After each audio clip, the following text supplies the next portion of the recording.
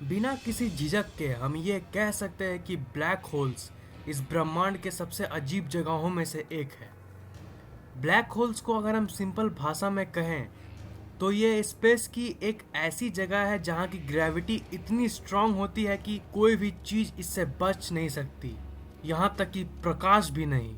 मैं हूँ फैक्टेक और इस वीडियो में मैं आपको ब्लैक होल्स की सैर कराऊंगा। So let's explore. सबसे पहले मैं आपको बता देता हूँ कि anything can become a black hole. अगर मैं मैथमेटिकली बात करूँ तो कोई भी ऑब्जेक्ट ब्लैक होल बन सकती है। किसी भी चीज़ की डेंसिटी या घनत्व जितनी ज़्यादा रहेगी उसकी ग्रेविटी यानी गुरुत्वाकर्षण शक्ति उतनी ज़्यादा होगी।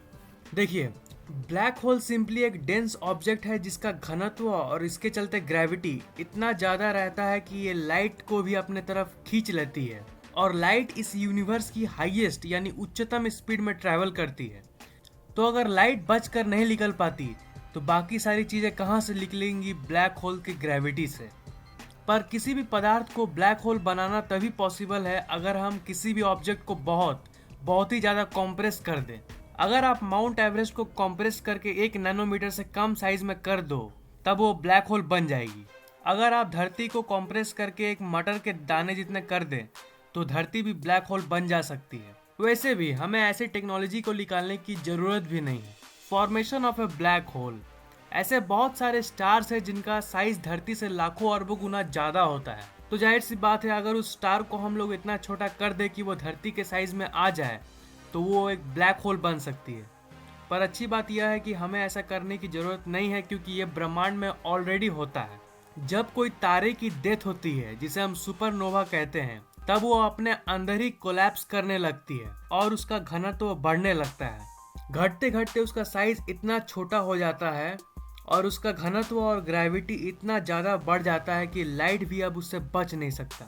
वो छोटा पॉइंट जहाँ पे वो स्टार घटकर ब्लैक होल में कन्वर्ट हो जाता है उसे हम सिंगुलैरिटी कहते हैं। मैं श्योर हूँ कि आपने सिंगुलैरिटी के बारे में पहले जरूर सुना होगा। Event horizon. ब्लैक होल का वो बाउंड्री जहाँ से लाइट स्केप नहीं कर सकता उसे हम इवेंट होराइजन कहते हैं। मतलब इवेंट होराइजन से पहले लाइट बच के जा सकती है पर उसके आगे नो चांस। ब्लैक होल्स को हम ब्लैक होल्स क्यों कहते हैं? क्या आपको पता है कि ब्लैक होल्स को ब्लैक होल्स क्यों कहा जाता है? ब्लैक होल से लाइट स्केप नहीं कर सकती है।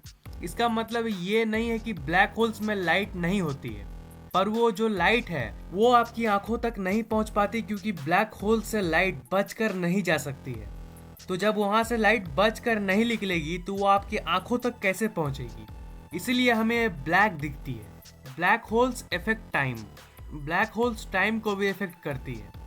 ब्लैक होल्स का घनत्व इतना ज़्यादा होता है कि ये स्पेस टाइम को डिस्टॉर्ट कर देती है। जो ऑब्जेक्ट ब्लैक होल के सामने होता है वो ऑब्जेक्ट टाइम को धीरे अनुभव करता है।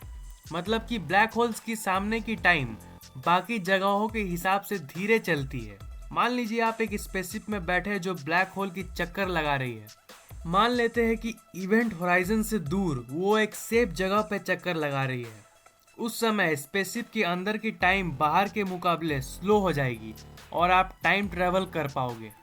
अगर आप एक ब्लैक होल के अंदर गिर जाओगे तो क्या होगा? क्या आप जानना चाहते हैं कि अगर आप ब्लैक होल के अंदर गिरोगे तो क्या होगा? क्या सिंपली आप उसके अंदर चल जाओगे? नहीं, ऐसा नहीं होगा। असल में आपका शरीर एक रबर की तरह स्ट्रेच होगा जब आप उसके अंदर जाओगे। मैं आपको बताता हूँ ऐसा क्यों। मान लीजिए कि आप ब्लैक होल के अंदर जब गिर रहे हो तब आपका पैर ब्लैक होल के तरफ है। आपका बॉडी का वो पार्ट जो ब्लैक होल के करीब है, मतलब कि आपका पैर, वो ज़्यादा गुरुत्वाकर्षण बल को अनुभव करेगा उसके मुकाबले जो पार्ट ब्लैक होल से दूर है, मतलब कि आपका सर। इसीलिए आपका बॉडी एक रबर की तरह खिंच जाएगा। आपके बॉडी के सारे मॉलिक्यूल्स बिखर जाएंगे और फाइनली आपकी डेथ हो जाएगी।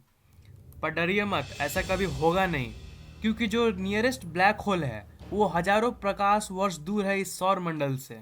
तो ये क्वेश्चन आता है कि धरती से सबसे नियरेस्ट ब्लैक होल कौन सा है? और एक क्वेश्चन आता है कि क्या ब्लैक होल्स धरती को निगल सकती है? जैसा कि मैंने कहा, वो ब्लैक होल हजारों प्रकाश वर्ष दूर है।